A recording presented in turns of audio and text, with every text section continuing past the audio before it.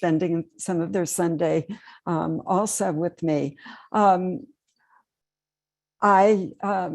Before I actually begin, I have some caveats.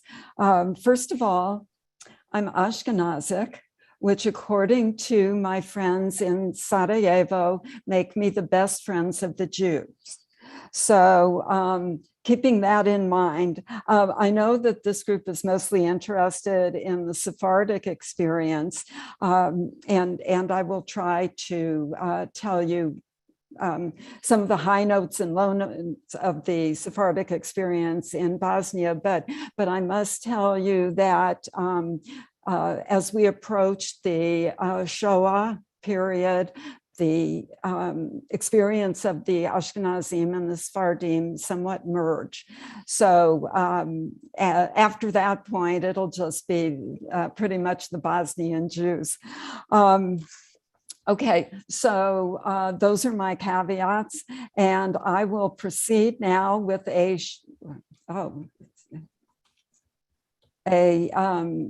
shameless advertisement for this book that Ton mentioned. Actually, it's just come out a few days ago, and I haven't even seen it, but I would like to, in advertising it, actually, I'd like to draw your attention to the name of the book, or to the title, Like Salt for Bread. And this is more or less the theme of my talk, and also of much of Jewish life in Bosnia and Herzegovina. So let me explain. You can make a decent loaf of bread with flour, oil, yeast, right? But it's the pinch of salt that gives it flavor. Well, if you substitute Serbs, Croats, and Muslims, the dominant ethnic groups in Bosnia and Herzegovina, for flour, oil, yeast, in any way you want to do it, the Jews are the salt. The Jews are the ones that are the group that gave just a little bit of extra flavor to Bosnian society. So that's why I use that as my title of my book. I suspect that this group knows about the expulsion from Spain, so I won't spend any time on that, and we'll go directly to the entry into Bosnia. But I must tell you that we're going to have to gallop through history, because the Bosnian Jews and their history, it's a very rich history, and the book that just came out is about 900 pages. So you can tell that there's a lot to tell. So I can only tell a little bit today, and I'll try to keep within a decent time frame to do this, to leave time if any of you have any questions. Okay, so coming into Bosnia and Herzegovina, the Sultan, Bayezid II, invited Jews who had been expelled from Spain to enter. And as a matter of fact, I've read that he even sent some ships for some of the Spanish Jews to come to his to the empire. They came. Some of them, as we were talking about before the meeting started, some went to different places, but those who came to Bosnia and Herzegovina came probably through Constantinople or Saloniki or those areas, but were encouraged to come to the hinterlands, which Bosnia and Herzegovina was. And this slide shows that 1566 is the usual date given for the beginning or the organization of the Sarajevo Jewish community. This is a model of the mahala or quarter that was built for the Jews by a guy named Siyavush Pasha. And he built this for the Jews. There was a place for poor Jews to live with minimal rent. And right here you can see a synagogue. He built a synagogue, which is rather unusual for Muslim lands because they didn't like to have new synagogues built, but he built it, and people would come and pay minimal rent there until they were able to leave and go and spread out through Sarajevo. The gates of this quarter were never locked. It was just a place for the Jews to gather together as they moved into the city. Eventually, there were numerous Sephardim in Bosnia and Herzegovina, and you can tell by the names, the Spanish names. They're more people from Spain. I'm not too familiar with whether there were Portuguese names, but there were mostly Spanish names. And you can see the distribution of names in Bosnia and Herzegovina among the Sephardim. Now, of course, they first came to Sarajevo because that was the capital. It was the center of life in Bosnia and Herzegovina, but there were economic opportunities throughout Bosnia, and so they tended to filter out to different places. And these are just some of the major areas that they went to. However, I must say that I found evidence of only 4 towns that didn't have any Jews. So these are just major places, but the Jews they settled all the way, all throughout Bosnia and Herzegovina. They had a more or less peaceful life. Of course, they were second-class citizens in the Ottoman Empire. However, there was no real anti-Semitism to speak of. There were maybe occasional little things, but usually not in Bosnia. It was a very peaceful life. And then, so we're going to skip several hundred years to go to the Austro-Hungarian entry into Bosnia and Herzegovina. In 1878, Austria-Hungary occupied Bosnia, and in 1908, it annexed Bosnia. Along with the Austro-Hungarian armies came Ashkenazi Jews. There may have been a few Ashkenazi Jews in Bosnia before this time, but none of note in the censuses. So, but a lot of Bosnian Jews, a lot of Ashkenazic Jews came to Bosnia during this time with the Austro-Hungarian army. And they came as military men. They came to be administrators in Bosnia. They came as professionals. So they were soon integrated somewhat into Bosnia and Herzegovina. This, of course, created some demographic changes in Bosnia. As you can see, the Austro-Hungarian census took note of Sephardic Jews in 1879 and 1885, and no other Jews, which was the Ashkenazic Jews. But you can see that they started to make a demographic appearance in 1895, 1910, and thereafter. But not only did they change the demography, they also changed society, and Jewish society in particular. These are some photographs from families that I met. You know, I didn't meet these people, but I met their relatives. And I'd like you to notice that this is the 1930s, there are still some remnants of Ottoman types of clothing among the Sephardim. This woman is wearing a tukadu, which is kind of the female version of a fez. And there was a meeting of East and West, of Sephardic and Ashkenazic lifestyles, and the Sephardim more or less began to give way in the face of the more modern Ashkenazic ways. There was a change in language. Most of the Jews until that time spoke Judeo-Espanjol.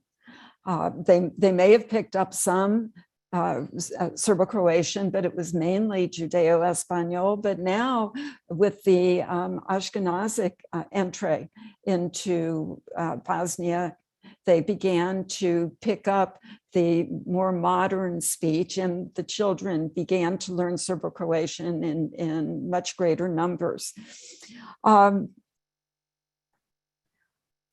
We need to go back in time a little bit to the Austro-Hungarian era, when a very important society was created called La Benevolencia.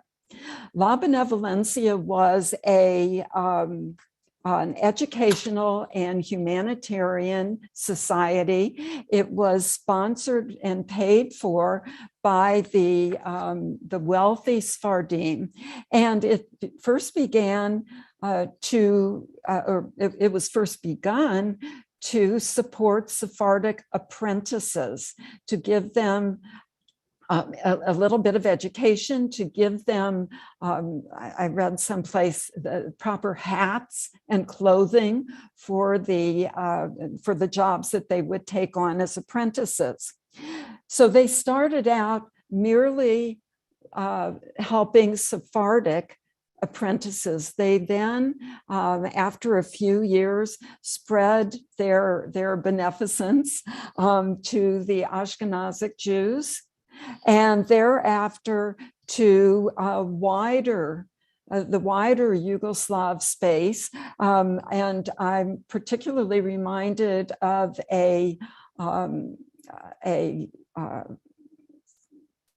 that they wanted to help particularly the Jews of Monastir, who were particularly poor and were having a terrible time leading a Jewish life. So a deputation from Sarajevo was sent to Monastir to see what they could do to help, and indeed they did.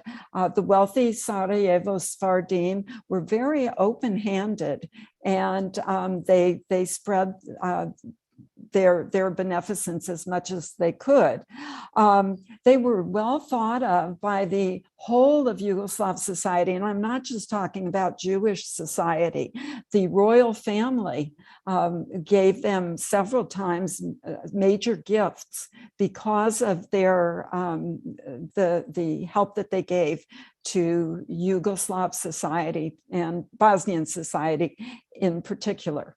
Now, I focus on La Benevolencia as the most successful of the humanitarian societies. It wasn't the only one. There were choral societies and societies for brides, but La Benevolencia was the far and away the most important social society until World War II.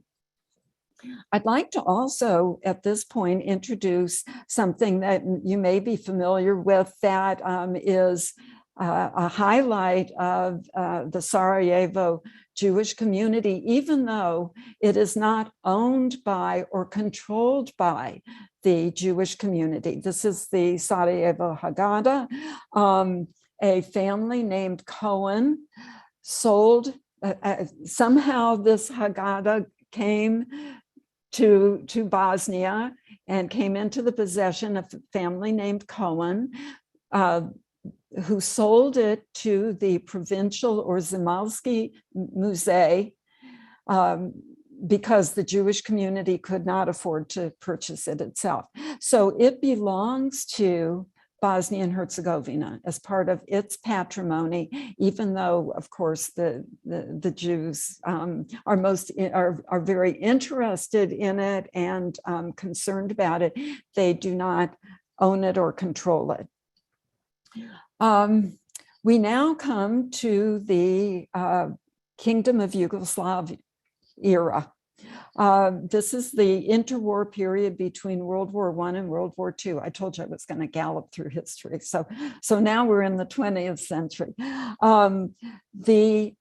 During the interwar period, the Jews had a mostly decent life experience. Some people called it another golden age because there were certain anti-Semitic rumblings, but they were very indistinct and they were somewhat individual. There was certainly not at the beginning anyway, any state-sponsored anti-Semitism.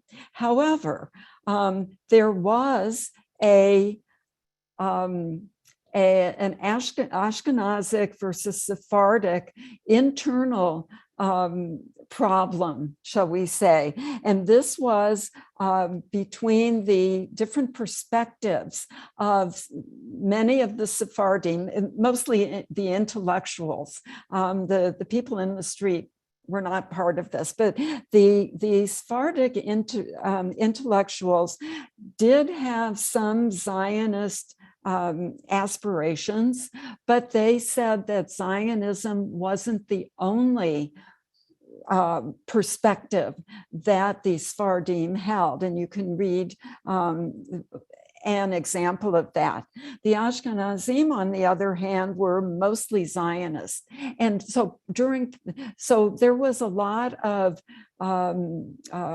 newspaper vitriol between the Ashkenazic intellectuals and the Sephardic intellectuals. And by the way, during this time, during the interwar period, intermarriage between the Sephardim and Ashkenazim was frowned upon. It was, although the chief Sephardic rabbi, Morris Levy, married an Ashkenazic woman, and this was pretty startling and not terribly approved of, especially by his family. Nevertheless, there was some of this internecine fighting until, by the way, the youth said enough of this, and they started to mingle in different societies, and they even encouraged the putting out of a common newspaper. And so a lot of this this fighting among the intellectuals more or less went away. And as we approached the Holocaust, the Shoah, it more or less disappeared. One other thing that I think is really, another thing that I think you would be interested in is some of the famous Bosnian Sephardim from the Austro-Hungarian and interwar period. You may be familiar with some of these names. I think the last one is certainly familiar to many of you. But these were some of the leading intellectual lights of the Sephardic Jewish community, particularly in Sarajevo, but not only. And you may also be familiar with Flori Jagoda, a lovely woman who preserved a lot of the Judeo-Espanjol and Ladino songs for us. One other thing that you can still see if you go to Sarajevo today, to the Jewish Museum. This is a carryover from, I think, something like 300 years of an apothecary shop that the Papo family had. And you can see a model of it at the Jewish Museum in Sarajevo. But this is an example of folk medicine, which was something that Sephardim engaged in significantly during the Ottoman period. And a little bit during the Austro-Hungarian period, although the Austro-Hungarians and the Yugoslav kingdom really tried to get rid of the folk medicine. But a lot of people really trusted these apothecaries. So while they were limited, they still were allowed to practice a little. And this is the last remaining vestige of that.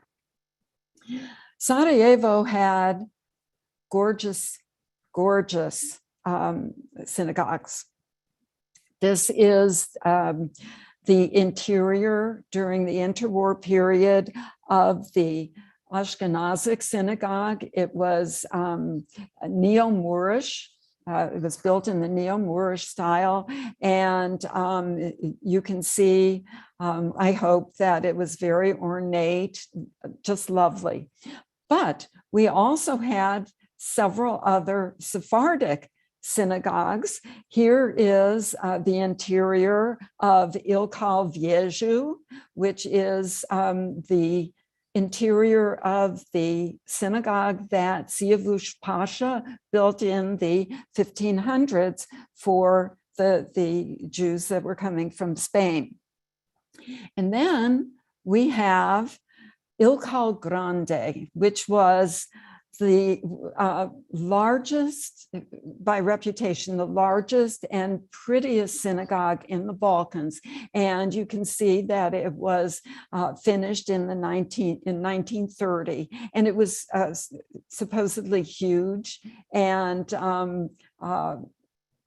furnished with the most opulence and loveliness to portray the Sephardic perspective of themselves in Bosnia and Herzegovina.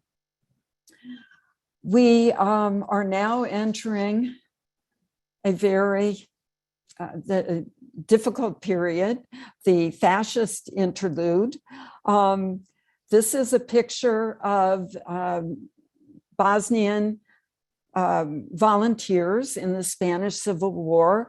Some of them were Sephardim, and they were particularly welcome because their knowledge of Judeo-Espanjol meant that they could translate for the Yugoslav volunteers, the non-Sephardic volunteers. They could translate between the Spaniards and the Yugoslavs, who of course didn't speak Judeo-Espanjol.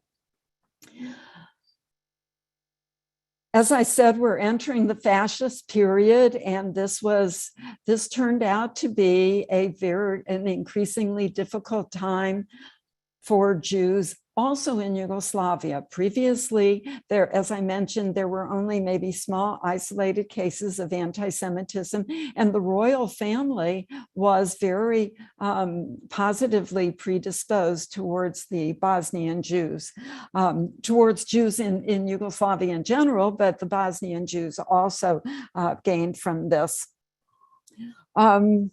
However, we see that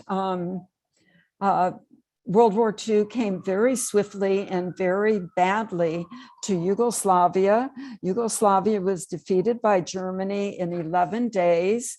And the second map shows you some of the cities that were in Bosnia and Herzegovina, but Bosnia and Herzegovina disappeared as a separate entity into the independent state of Croatia, which was and you can, this brown part is the independent state of Croatia.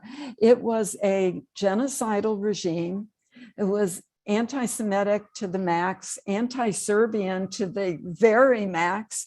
It was Catholic, and we find many priests in the Ustaša administration, in the paramilitary, carrying guns and using them, and as heads of concentration camps. So there was a very Catholic element to the independent state of Croatia.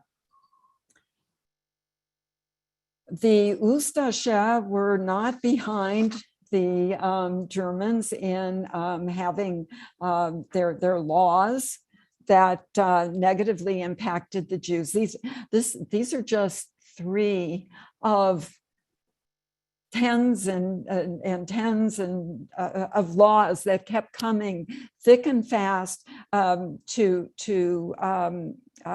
make Jewish lives, and sometimes Serbian lives too, more and more miserable. Now, the Bosnian Ustaša sometimes brought these laws out even sooner than the Croatian Ustaša, and the Croats were, of course, in Zagreb, that was the center, but the Bosnian Ustaša were in quite a hurry to plunder the Jews of Bosnia and Herzegovina, particularly Sarajevo, and so they brought their laws out just as quickly as they could, and were just horrible to the Jews. Okay, so what did the Shoah look like in Bosnia and Herzegovina? Well, of course, it decimated the Jewish population, but it also destroyed the artifacts of Bosnian Jewish life. Remember, this is Ilkal Grande from 1930, and this is the dismantlement and partial destruction of Ilkal Grande. And you can see the fez on this gentleman who is taking things out from the, is stealing things from the synagogue. So the Germans and Ustaša and their local collaborators were very eager to plunder the synagogues and all of the Jewish properties that they could lay their hands on. This is a picture of Jasenovac, of one part of Jasenovac. It was one of the largest concentration camp complexes in Europe. And most of the central portions of Jasenovac were blown up. So we have very little of the buildings or all of the different things that made up Jasenovac as a concentration camp complex. Jasenovac was a place for murder, for dying, but it wasn't dying from gas chambers or crematoria. It was mostly murder face to face. Through all sorts of torturous ways, freezing, starvation. And here is a special example of the barbarity of the Holocaust in the independent state of Croatia. This is called a Srbošek, which is a specially designed knife for slitting Serbian throats, and it was most likely also used on Jewish throats as well. These are some of the teeth extracted from Ustaša victims during the Shoah. These were found among the gold artifacts hidden in a Franciscan monastery. So some of the worst parts of the Shoah certainly were found in Bosnia and Herzegovina as well.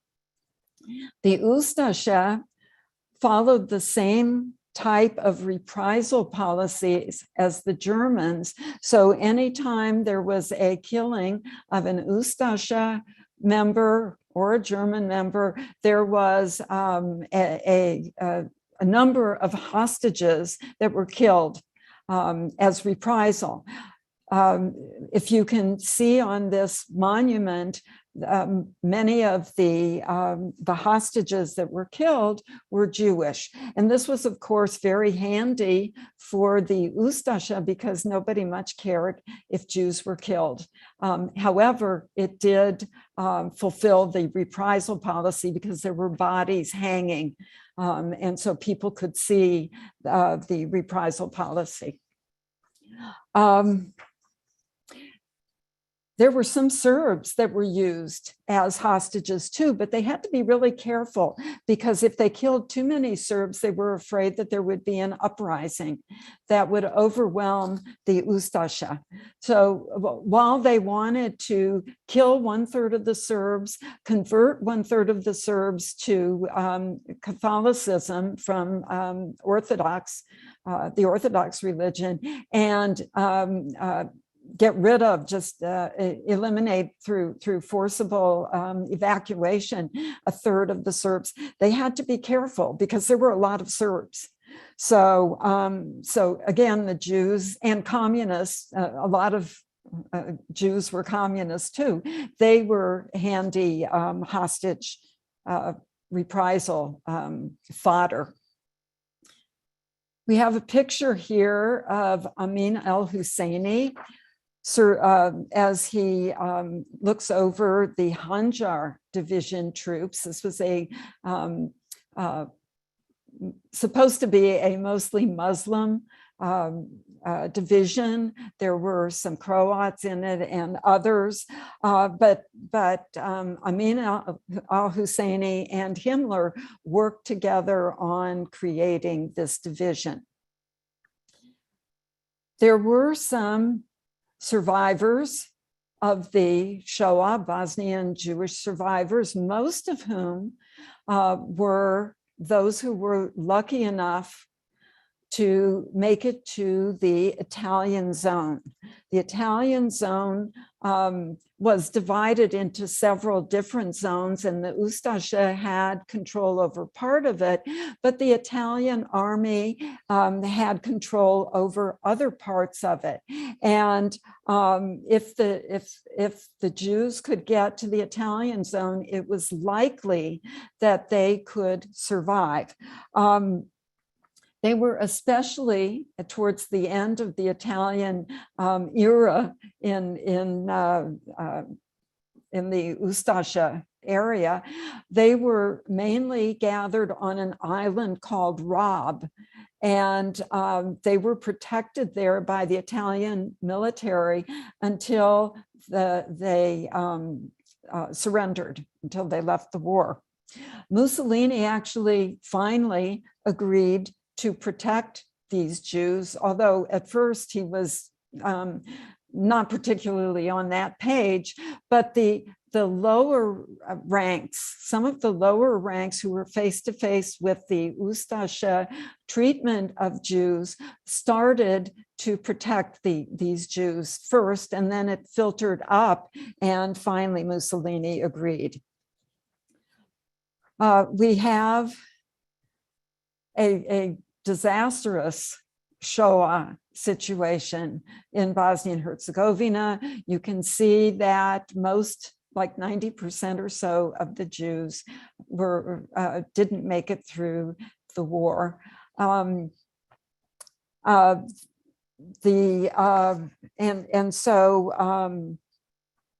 we see that not many Jews were left after the war throughout Yugoslavia, but particularly in Bosnia and Herzegovina. And so they entered the socialist era, some of them just deciding to leave and go to Israel, making aliyah.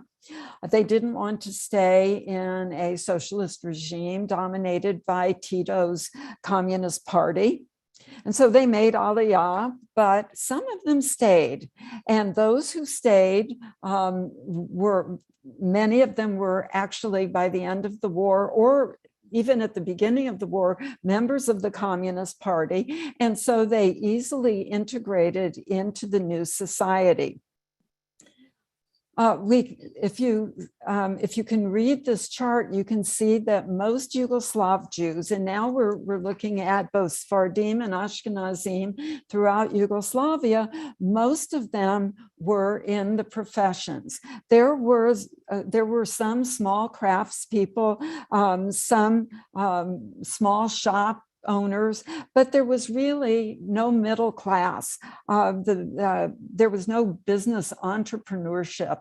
And this is not surprising in a newly minted socialist society. The fact that there were so many professionals is very interesting because many of the Yugoslav army officers were POWs, and many Jews who were in the Yugoslav armed forces during World War II, who ended up in POW camps, made it through the war, and because of their education and their capabilities, they went into the professions. Now, the socialist era was a really good time for Jews in most respects. There was little religion. You could practice Judaism to a limited extent, but if you did, you were likely not going to be part of the higher positions within society. There were no Jewish, particularly Jewish or any other religion, by the way, humanitarian organizations. La Benevolencia was canceled along with most of the other religions. All of society was run through the Communist Party. But most Jews were okay with that, with this life, because there was no real overt anti-Semitism. And after the war, the trauma of the war, a lot of people, not only Jews, didn't want anything to do with religion, because a lot of the religions had not acquitted themselves. The religious elders and visible religious types had not acquitted themselves very well during World War II, participating in murder and stuff like that. So a breather from religion was not unwelcome, even to the Jewish community. But with Tito's death in 1980 and the end of the dictatorship light, it was not a Stalinist dictatorship towards the end of the 70s and 80s. The era of brotherhood and unity, which was supposed to hold Yugoslavia together, collapsed, as did Yugoslavia. And we enter now the end of the 20th century, galloping there to talk about the collapse of Yugoslavia and the Bosnian War. Now, I'd like to show you.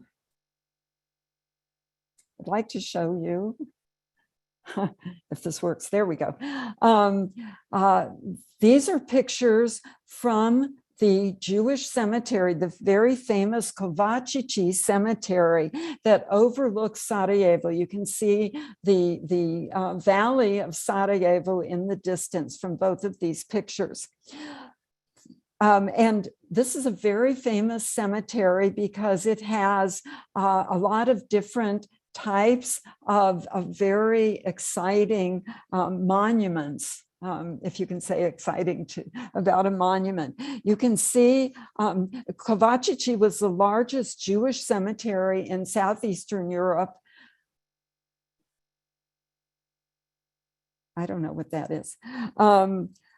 In Southeastern Europe from the 1600s. And it was most famous because it had Judeo-Espanjol written on its tombstones. You can see here. It had the very famous sleeping lions type of tombstones, which were horizontal. And you can see the Hebrew inscriptions also on some of these. The reason why I am making a special deal about this is because the Bosnian Serbian paramilitaries used this cemetery with its look over, its ability to look over all of Sarajevo. They used it as sniping posts and to send bombs into Sarajevo. And of course, this was exceedingly painful for the Jewish community because their parents, their ancestors were buried here. So we enter the Bosnian War and we see that the Jewish community had a very significant role to play in the Bosnian War because, astoundingly, the Jews were not a target during this war. The Jews were, I repeat, The Jews were not a target. And so what we need to do to understand what the Bosnian Jews did during the war, I'm going to go through these points one by one and talk about their role during the Bosnian War, because I think it's amazing, and it's probably something that you would want to know more about. So the Jewish community was able, upon the collapse of Yugoslavia, to reinvigorate La Benevolencia that began in 1892. They were able to reestablish it. And because of that, they were able to create an organization under its purview. And you can see some of the different things that they did. These different departments arose on an ad hoc basis, as needed basis, and were exceedingly successful in helping their neighbors, Serbs, Croats, and Muslims, who didn't have the benefits of being apart from the war, because Serbs and Croats and Muslims were fighting each other. Nobody was fighting against the Jews. The headquarters of the Bosnian Jewish community was the Ashkenazic synagogue. And the head of the Bosnian Jewish community, the president, was Ivan Čerišnješ, Ashkenazic. And he gave some very inspiring talks along the way. And this is just one example of what I think spoke to what the rest of the Bosnian Jews who stayed in Sarajevo during the siege, which was the longest siege in modern history, by the way. They stayed there because of the feeling that Ivan expressed. La Benevolencia was the primary organization, the overall organization. One of the major and most important organizations that reported to La Benevolencia was Bohorata, named after Laura Papo Bohorata, who was an interwar playwright and author. This was a women's organization that undertook many tasks, many vital tasks during the war, such as sponsoring a clinic. This is a Muslim doctor who stayed in the synagogue on almost a daily basis for a clinic, and people who could get there through the sniper fire, he would treat them for free. In this clinic. They also sponsored home visits for people who couldn't get to the clinic. So doctors risking their own lives, doctors and nurses risking their own lives, went to older patients, ill patients, and helped get them through the terrible times. This there was a soup kitchen, and this guy, Josip Abinun, his nickname was Sitsko, was a restaurateur before the war, and he took it upon himself to create a soup kitchen with the support of the Jewish community, and a community kitchen for anybody who could get there, through all the bombs and the sniper fire. The Jewish community also donated food to not only to people who could get there, but also to different societies and to different groups who needed it. They were very famous for being open-handed. They also had a religious school. This was, of course, a Jewish religious school, but when some of the kids asked to bring their friends who weren't necessarily Jewish to the school, they said yes. So although the Jewish themes were taught, it wasn't necessarily only Jewish children that were there. And then one of the most famous departments was the pharmacy. The pharmacy was as you can see, a stockpile for medicine. Anytime somebody could make it to the pharmacy, and there were 3 of them actually, but this is one of them. Anytime a person with a doctor's prescription could make it to the pharmacy, they were given medicine, if they had it, free of charge. Something like 40% of the medicine that got through the lines came to the Jewish pharmacy because they imported it, and they were allowed to import it. So relations with authorities, I mentioned already that the Jews were not targeted by any side in this war, and so they had decent relationships with all and could request from the authorities things that other ethnic groups couldn't. For example, bringing in supplies. As I just mentioned, they brought in a bunch of medications and food, clothing, etc. These things were sent through the joint, the JDC, through Hadassah, and through the European Friends of La Benevolencia, which sprouted up in various places, as well as other donors, but these were the major ones.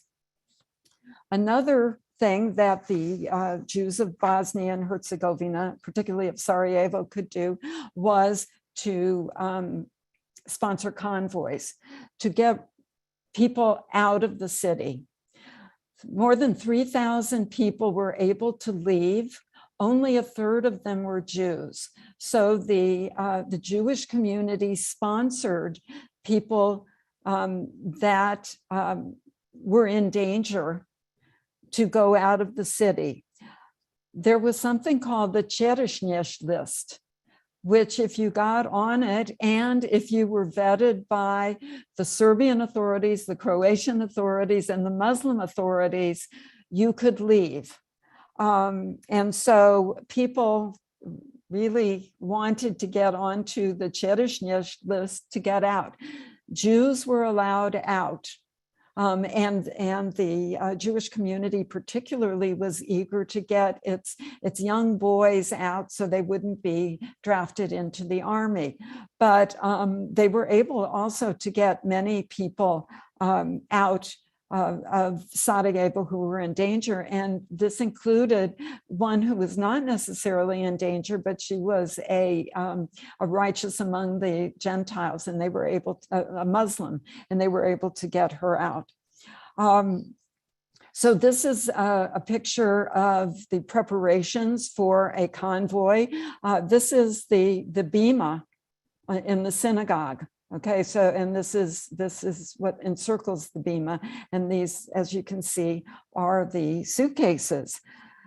Here is people who made it onto the Cherešņš list and were getting ready to leave, and these are those who were left behind. Relations with other ethnic groups were very good because the Jewish aid was not only for Jews. The Jews were very open-handed. They were very generous. They didn't ask who was Jewish and who wasn't. And they welcomed volunteers of all ethnic groups. Their dentist was a Serb. I showed you a picture of their Muslim doctor, etc. The Jews coordinated with other religious boards or religious and ethnic boards for the Serbs, Croats, and Muslims, and tried to assist them in bringing in whatever they could to mitigate some of the horror of the siege, which was pretty horrible. We skip now to the future of the Bosnian Jewish community. First, I'd like to speak just briefly about identity issues. Many of the Jews who left during the Bosnian War just didn't come back. They made lives elsewhere. And so what we have now left in Bosnia is a really small Jewish community. And yet they still cling to their traditions. Every June, not so much during COVID, but they go to visit the tomb of Rabbi Danon, who was an 18th century rabbi who was victimized by a Haman type of character, and was rescued by Bosnian Muslims from an extortion and a murder attempt. This is now called the Sarajevo Megillah, and because of its parallels to Purim. And this is the tomb of Rabbi Danon in a place called Stolac. So some of the traditions continue. But there are some problems, obviously, one of those being restitution. Jews all over Europe suffer from a lack of restitution, and the Bosnian Jews are most unfortunate. They were plundered not only by the Shoah, but by socialist nationalization, and then by the central government now, who is prioritizing finding housing and property for Muslim refugees from the Bosnian War. And some of that property is Jewish, but they can't get a hold of it, particularly the communal property. So, for example, this is on the right, you see a picture of the La Benevolencia, what was called a palace. And it was taken over by the security services called the MUP. And all that's left is that little placard on the left showing that once it was the property of La Benevolencia. This is the Ashkenazic synagogue. If you recall, during the interwar period, it was 2 floors. Now a false floor was put because during World War II, it was dekoshered. And that's an interesting story in itself, but I'm running out of time. So this is the only fully operational Jewish community center and synagogue in Sarajevo. They were able to keep that. The Ilkal Grande has now morphed into a Bosnian cultural center. And the only way that you would know that this used to be a synagogue was this was a gift from the city that sits in the courtyard there. Relations with other religious groups are more or less okay, but things are not as good as they could be because there's a lot of tension, especially, and you can see this playing out, especially with regard to how they view the Holocaust. So, for example, there is an interreligious council and other communal projects that they all work on together, but the Croats are trying to rebrand or rehabilitate the Ustasha, the fascists. And this is a picture of the Jakovo concentration camp a few years ago. And you know, these people, if you notice, 1-month-old Papo child, 1-month-old Rachel Atias, these children and the women, 500 women or so, died in an Ustasha concentration camp. So it's not really easy for the Jews to have to stomach this rehabilitation. Particularly, by the way, this concentration camp was largely Sarajevo occupied. I saw this in 2009. This is a picture of the sale of the protocols of the Elders of Zion right out on in a public window.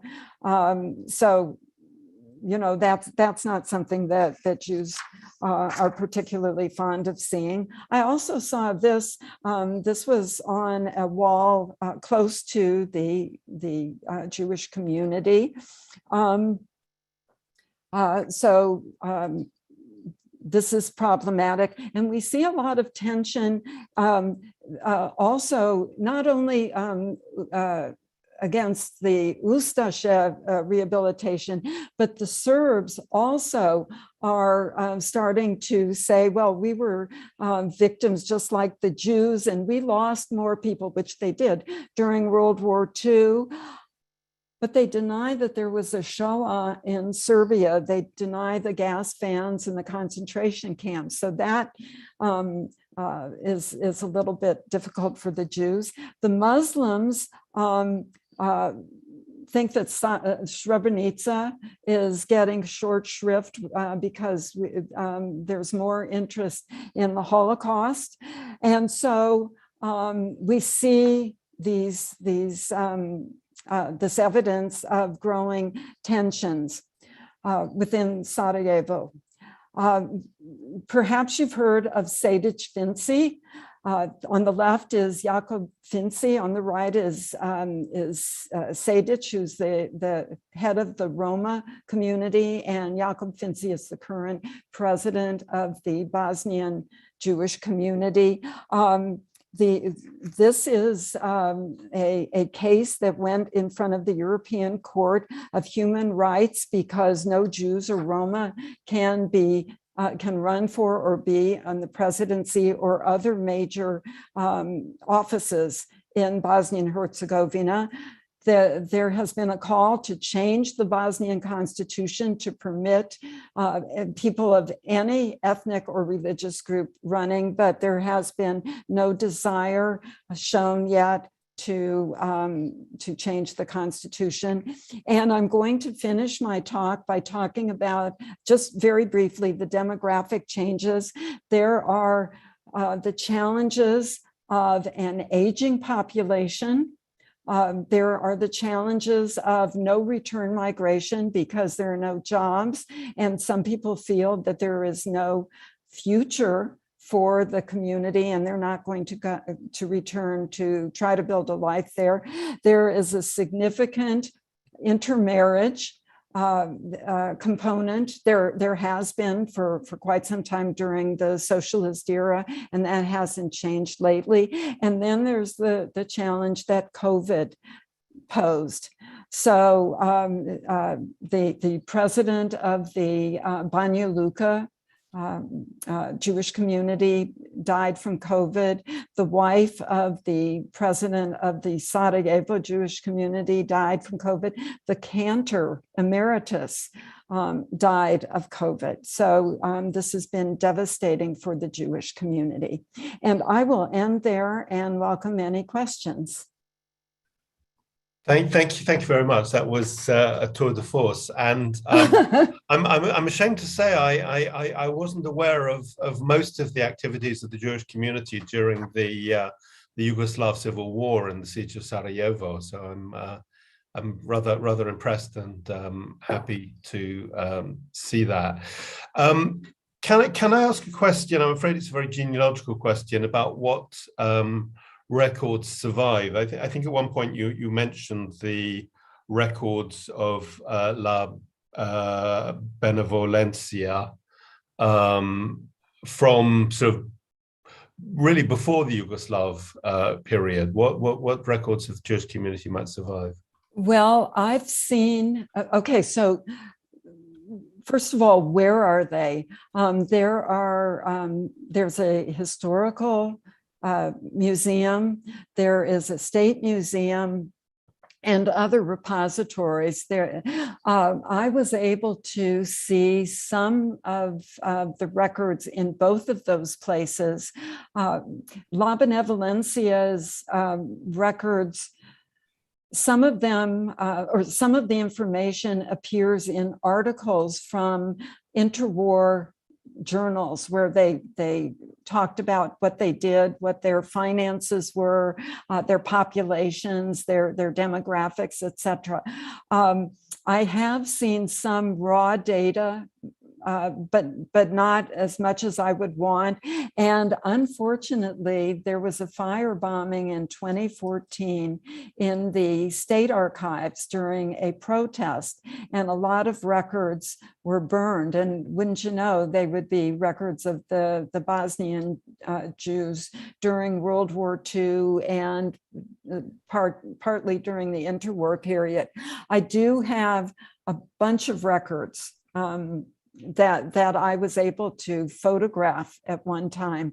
And I have so many that I haven't gone through all of them, but some records of La Benevolencia do indeed exist. Thank you. Can you close your slide so we can see full screen? Do what? Can you close the stop sharing the screen? Certainly. How do I do? Okay. That is a good question. Can you, now you can see my. There's the green button again, or it's now red, I believe. Stop share, okay. Yes. Perfect. Here we are. Okay. Thank you for teaching me a new technique. Thank you.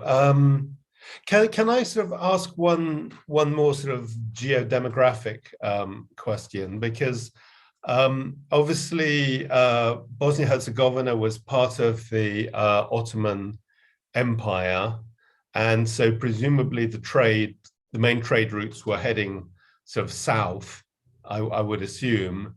And then when the Austrians came in, presumably there was a pivot towards Vienna, and then after the First World War towards goodness knows where, towards Belgrade or towards it seems because it seems that perhaps Bosnia survived much better than Macedonia, which was very dependent on the outlet to the sea at Salonika, which was then cut off, and probably that's why that community became impoverished. But economically, how did the community survive after the First World War when they were sort of incorporated into Yugoslavia? Okay, first of all, Bosnia does not have much of a coastline at all. So it was the hinterlands. Second of all, I guess you could say that most of the Sephardim, certainly not all, but most of them were small shopkeepers, very not very wealthy, you know, in the artisans and things like that. The Ashkenazim were the professionals, and so they had more of they were also merchants, and they had, as you said, outlets to Austria-Hungary, particularly Hungary, I think, but also Austria, and the Sephardim. There were some merchants. There were some very, very wealthy merchants, and I'm not sure, but I would suspect that they had family ties with, you know, maybe the Netherlands and places like that, but also particularly with Italy, as you mentioned. I would suspect that. Yeah. Thank you. Ton, do you have? A question from Ali Erkensoy. What is the provenance of the Haggadah? Where did it come from? Oh, well, that's a really good question. And if somebody could answer that with any degree of assurance, that would be a major thing. But we're guessing that somewhere in the 14th century, Maybe it was a gift to a bridegroom in Barcelona or someplace like that. There are all sorts of stories. Somebody obviously took it, I believe, from Spain to someplace, and it eventually ended up in Bosnia and Herzegovina in the hands of the Cohen family. It's Koen, I believe, who sold it to the Zamalski Museum. Now, I mentioned the high rabbi, the Sephardic rabbi Morris Levy, probably knew of its value, but the community could not raise enough money to purchase it itself, and therefore they convinced the authorities and the Zamalski Museum to purchase it on behalf of Bosnia. It was sent to Vienna to be refurbished, and then it was sent back to Bosnia. That's what I know. Yes. Or I think I know. Those Bosnian Jews who volunteered during the Spanish Civil War, which side were they on? The Republicans or the Nationals? Oh, I think I well, know. But yeah, they were definitely against Franco. Definitely. I mean, they were not fascists at all. They were more towards the communist side, and some of them actually were in the Communist Party by this time, a goodly number of them, but some of them were just idealistic and feared the march of fascism, and thought, like some people I understand, thought that this would be the place to stop fascism in its tracks.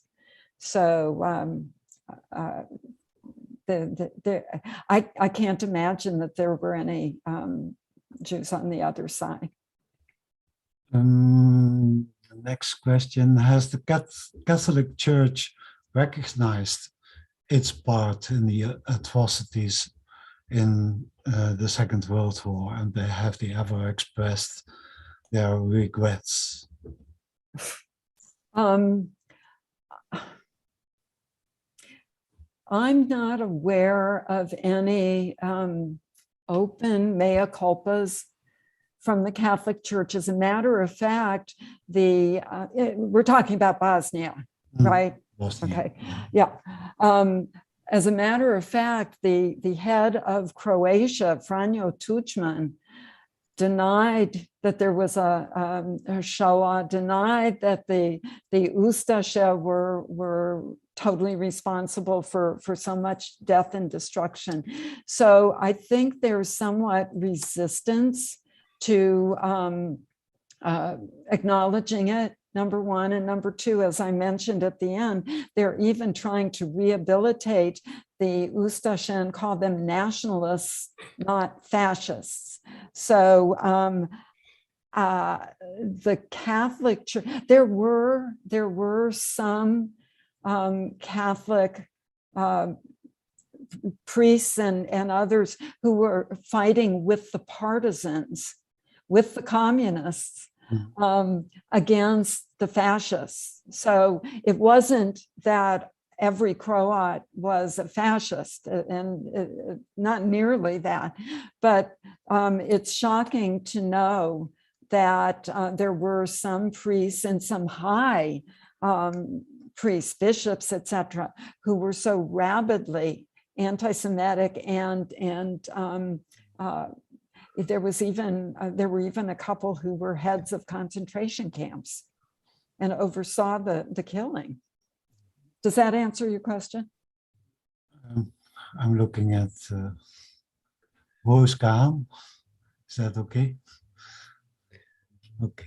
Of course, we should say that Tito himself was a Croat. So he was part Croat, part I Slav. thought he was totally Croat. Okay. I don't think so. Okay. Sorry. There are all sorts of legends about him, but I don't think he was totally Croat. Another question about the Second World War. What was the position of the Muslims of Bosnia? Very interesting. It's a very interesting question. Like the Croats, one can't say that all the Muslims were this or all the Muslims were that. There were a lot of Muslims who joined the partisans, which of course in World War II put them on the side of the angels because they were fighting against the fascists. Unfortunately, there were also some very dramatic groups that were fascist and anti-Semitic. And I mentioned the Hanjar division. This was a group that was put together by Himmler. Some people say it was Amin al-Husseini, some people say it was Himmler, whoever was the inspiration. This was a group of Muslims who fought with a fez alongside some Croats, and they thought they were recruited to fight against the Serbs in their homeland, but they were taken to France. They were mustered to France to train them, and they were treated so badly, so goes the story, by the Germans and the Croats that were the upper echelons of their division, that they were the only SS group to ever rebel. So there was a rebellion. It was put down. I think about 70 people were shot. And so it wasn't a really effective division. Although there's a Rabbi Steckel from Osijek, I believe, who said that there was a group of Bosnian Muslims from the Hanjar division who were killing Jews. But by the time they were doing that, there weren't that many Jews left to kill. So my understanding is that the damage that they were certainly not Jew lovers. They were Jew haters, but I don't know that they could do too much because by that time, most of the Jews had already perished. There are two questions about non-Bosnian Jewish communities. Was there a Sephardic community in Macedonia, and did it have ties to Bosnia?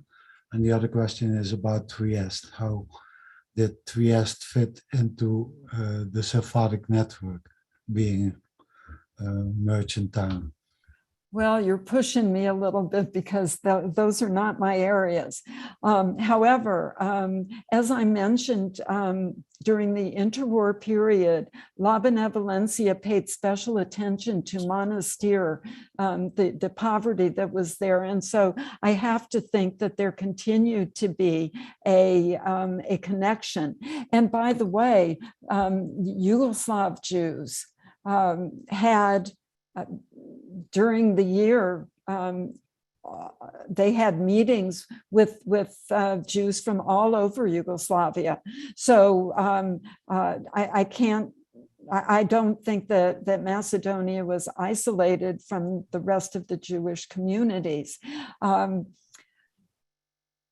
But if there, I don't know that there is a contemporary or even during the socialist era, a special relationship between Macedonian and Bosnian Jews, aside from any other. Now, Trieste, I really don't know too much about the connections, current or even somewhat contemporary connections between Trieste and Bosnia. I'm sorry, that didn't come up in my research. A question for me, in a lot of countries that were under the Ottoman rule, you see that there was activity from the Alliance Française. They established schools everywhere. And you told us about La Benevolencia, and that sounds like Bosnian Jews took care of their own educational system. Is that correct? that is correct. I don't speak French, so that alliance missed Bosnia, and as a result, the educational system was not the same as a lot of the other Jewish communities, because they did not welcome that form of education. I'm trying to think. There was I think because of that, there was more of a Balkan as opposed to a Western European vision within the school systems, etc. But the Alliance was not did not make much of an appearance in Bosnia and Herzegovina. And presumably this is why Judeo-Espanjol sort of survived better in Bosnia than in precisely, precisely, because my understanding is that the Alliance did not foster Judeo-Espanjol to the extent that that Bosnia and the Bosnian Jews and other Jews, but I'm mainly talking about Bosnian Jews did. So they were speaking, they spoke some Serbo-Croatian as time went on, but Judeo-Espanjol until World War II was the lingua franca for the Sephardim, more or less. We have a couple of points on YouTube. Somebody saying that you're correct with respect to ties with Italy. Nydia asks how old is the earliest list of names for the Jewish community in Bosnia? You know, I found this list that somebody else had compiled in a more contemporary, like 20th century article, and it just blew me away. I thought it was wonderful. But I suspect that somewhere, either in my files or some other files, there is a list of people who were members of the Jewish community. I do know that the Jewish community used to keep the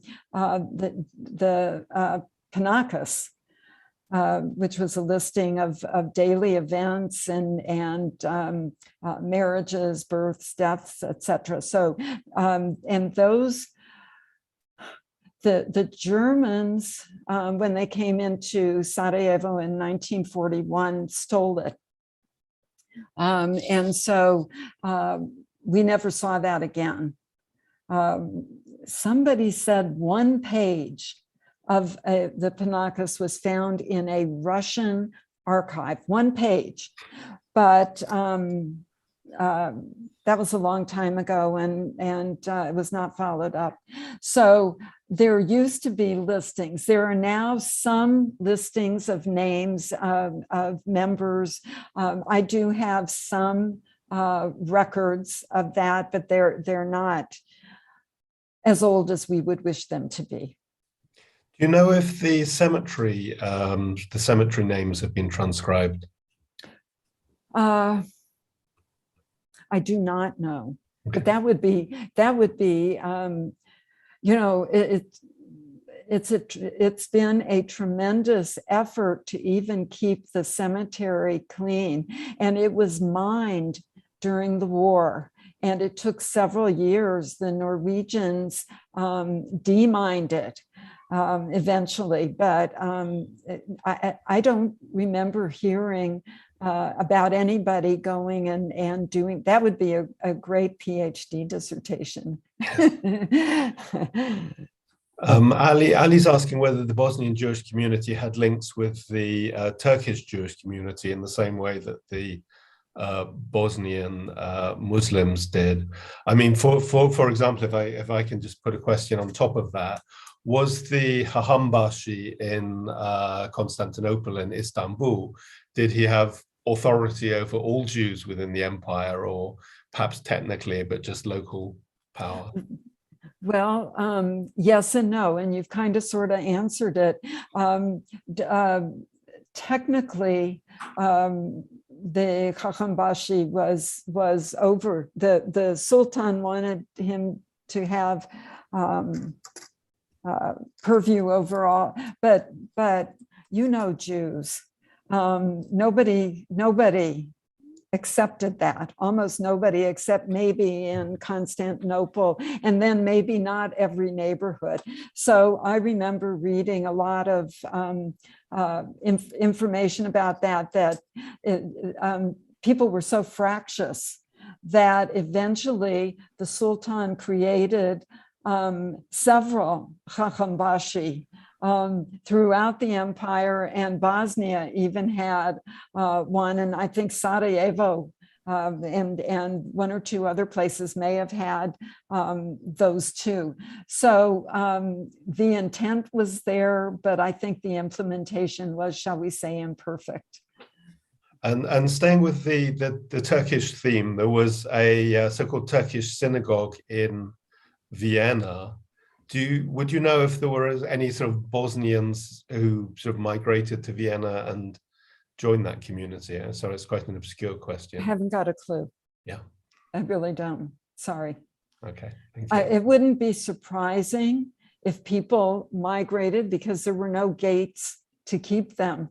But let me just say that Sarajevo Jews in particular, although Bosnian Jews in general, but Sarajevo Jews that I have met love Sarajevo. It's almost like a physical thing. Sarajevo is beloved of many people. It's getting less and less it's having less and less of the characteristics that made it so beloved. But I mean, it's one of the cities of my heart, and people, people didn't leave. Some people didn't leave during the Bosnian War when they could have. Why did they stay? Did they have a death wish? They didn't want to leave Sarajevo. They didn't want to leave their community, their Sarajevo. So it's possible that there was some migration, but many people just love Sarajevo. Because I'm not sure if this is correct or not, but I heard that in the period sort of from the late Ottoman Empire till more or less the Second World War, about 90% of the Jews of Monastir had emigrated, but it's a different story in Sarajevo and perhaps elsewhere in Bosnia. Actually, I have some friends whose ancestors are from Monastir. So I know that and they live now in the United States, but they migrated. But again, I have to say, I don't know Monastir, but Sarajevo has this kind of mystical hold on its inhabitants. Thank you. If there are any Sarajevo Jews in the audience who want to say that I'm wrong, but I don't think so. Ton, it's been about an hour and a half. Should we perhaps close unless there's more questions anybody has? Sorry, on YouTube, Betty is Flori Jagoda's daughter, and she just says how much her mother loved the city and called her second recording Memories of Sarajevo, and it was known as Chico Yerushalayim. Is that Yes. Little Jerusalem? Yes. I didn't. I mean, if you wanted to stay on for 6 more hours, I could. Yeah, we. But it would was like called El Chico Yerushalayim because there were so many languages. You could hear so many dialects, but mostly because of the inter-ethnic relationships, and it's a wonderful city. Jerusalem is the other city of my heart. So those two together, to me, it's an apt characterization. Thank you. So, Tom. well, let's wrap it up. Good evening. Thank you to all our patrons who make all of this possible. Thank you to our viewers on YouTube. And a special thank you to Francine, who gave a lively talk. And there are a lot of thank yous in the chat as well. Well, thank you for giving me this opportunity. And we wish you a lot of success with your book. Oh, thank you. I would really like to see it. I still haven't even seen it, so we can't hold it up, but stay tuned. We'll put a link in our upcoming email to the book. The coming weeks are holidays, Christmas and New Year, and we won't be broadcasting then, but we'll have a meeting on the 29th of December, on which David will talk about Spanish perspectives on Jews from 1492 till today. And we hope to see you all then. It will be for our patrons, I think.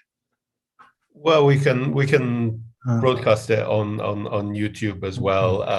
I'm afraid it's a Wednesday because, as I said, the Sundays are national holidays, and we tend not to broadcast then. And hopefully, it's a little bit off topic. Hopefully, people are interested and will join us. And if they don't, they don't. Okay. So thank you all, and see you.